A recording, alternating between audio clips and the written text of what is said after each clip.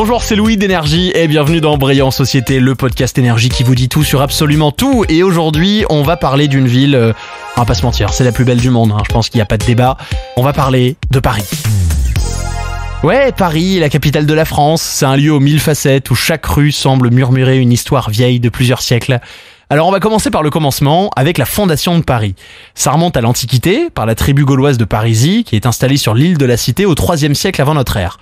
Ses premiers habitants choisissent cet emplacement stratégique, on est le long de la Seine, donc on a des ressources naturelles, et puis c'est plutôt facile de la défendre puisque c'est une île. Plus tard, c'est les Romains qui prennent place dans la région et qui la rebaptisent Lutèce. Ça se passe au 1er siècle avant Jésus-Christ, et c'est là que l'urbanisation romaine se met en place avec des lieux comme l'amphithéâtre des arènes de Lutèce, qui va servir de lieu de divertissement et de rencontres sociales.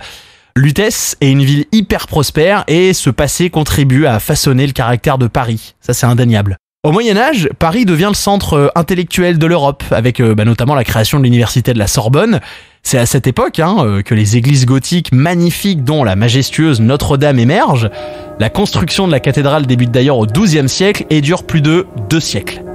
Anecdote improbable, Notre-Dame de Paris, c'est le point zéro des routes françaises, c'est-à-dire c'est celui à partir duquel toutes les distances sont mesurées en France. La classe, non ? Ensuite, c'est la Renaissance, et comme dans beaucoup d'autres villes, Paris connaît une période de renouveau artistique, intellectuel et culturel. C'est le règne de la dynastie des Valois, et la ville est sous l'influence de la Renaissance italienne. Il y a par exemple François Ier, un mec assez unique, mécène, passionné par l'art, qui invite Léonard de Vinci à la cour.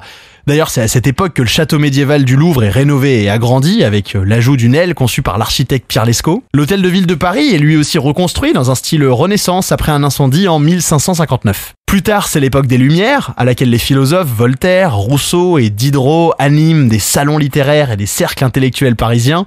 On parle liberté, égalité, fraternité.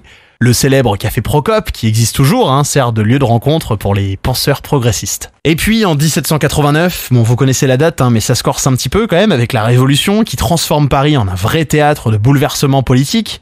On commence à voir des barricades un petit peu partout dans la rue, mais le truc le plus symbolique, c'est quand même la prise de la Bastille, qui est le symbole de l'oppression royale.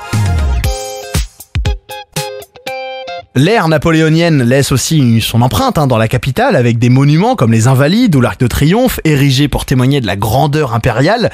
Parce que Napoléon n'aimait pas trop faire les choses à moitié, il voulait vraiment quelque chose en grand à chaque fois, qu'on sache bien que c'est lui derrière tout ça. Mais ce qui bouleverse vraiment Paris, ce sont les transformations urbaines de Napoléon III au XIXe siècle. À l'époque, en 1853, il nomme Georges Eugène Haussmann, préfet de la Seine, pour littéralement façonner le Paris moderne. Donc au programme, la construction de boulevards larges et rectilignes, de places majestueuses, de parcs et surtout cette architecture qu'on appelle aujourd'hui haussmannienne, complètement typique avec des immeubles en pierre de taille, aux façades uniformes, des toits mansardés, des balcons en fer forgé. Bref, un souci du détail juste dingue pour créer une harmonie visuelle unique qui perdure encore aujourd'hui. Parce que le truc, c'est qu'au-delà de son histoire politique, Paris a toujours été un bastion culturel. Par exemple, Paris, c'est le lieu de naissance du mouvement impressionniste au XIXe siècle, avec des artistes comme Monet, Renoir ou Degas. Il y a la littérature aussi, Victor Hugo, Honoré de Balzac, Marcel Proust, pour ne citer qu'eux, n'arrêtent pas de puiser leur inspiration dans les rues animées de la ville.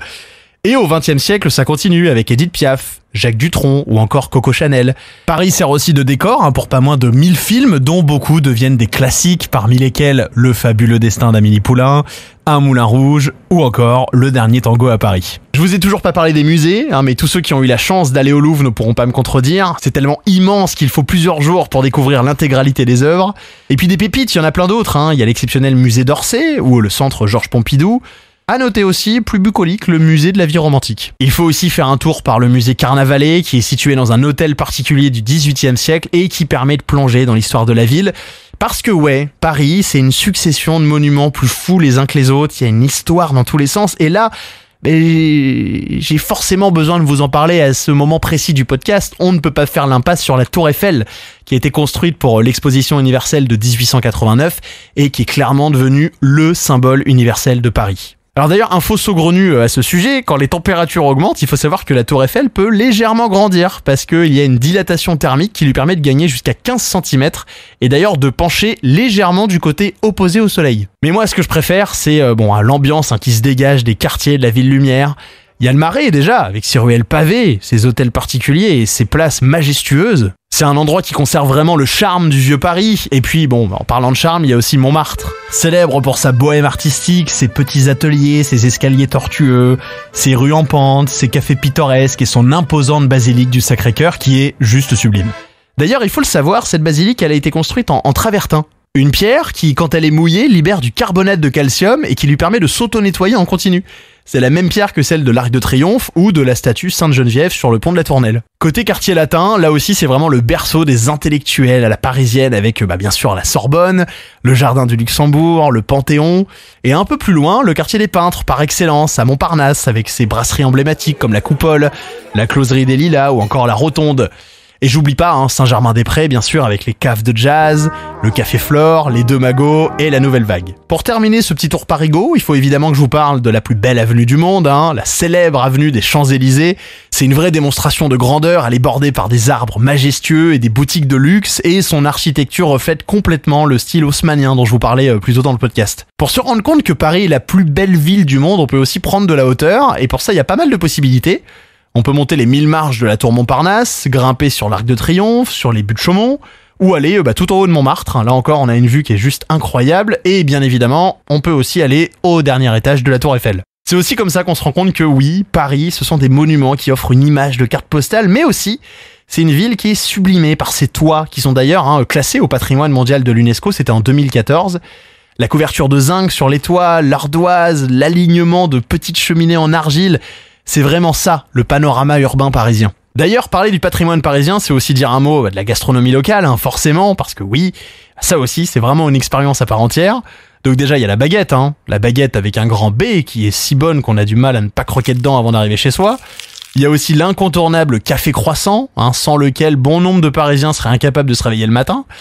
Et là, on va dans un petit troquet en terrasse, s'il fait beau, c'est encore mieux. Et puis, on regarde les passants en trempant sa petite viennoiserie moelleuse dans une boisson fumante. Bref, le kiff parisien, un peu comme dans Emily in Paris. Et puis, plus généralement, Paris, c'est vraiment la ville des cafés à toute heure, du jour et de la nuit. Beaucoup d'entre eux sont classés monuments historiques, d'ailleurs. Je pense par exemple à la Palette à Odéon, ou bien l'Escargot à Montorgueil. Bref, vous avez compris, Paris, c'est bien plus qu'une ville. C'est une expérience sensorielle, un roman à ciel ouvert où chaque recoin cache un petit récit ancien. Et c'est cette alchimie entre passé et présent qui fait de Paris la plus belle ville du monde. Inutile de préciser que la magie de Paris persiste dans le temps et laisse une empreinte indélébile dans le cœur de ceux qui ont le privilège de la découvrir. Si jamais vous écoutez ce podcast et que vous n'êtes jamais allé à Paris, venez. Vous allez vous sentir comme à la maison dès les premières minutes. Et en plus, le studio de Brillant Société se trouve dans la capitale. Donc venez, ça va nous faire plaisir de vous rencontrer. Cet épisode a été écrit par Daphné Breitenbach. Merci à elle. Je suis Louis, animateur sur Énergie. Et je vous retrouve la semaine prochaine pour un nouvel épisode.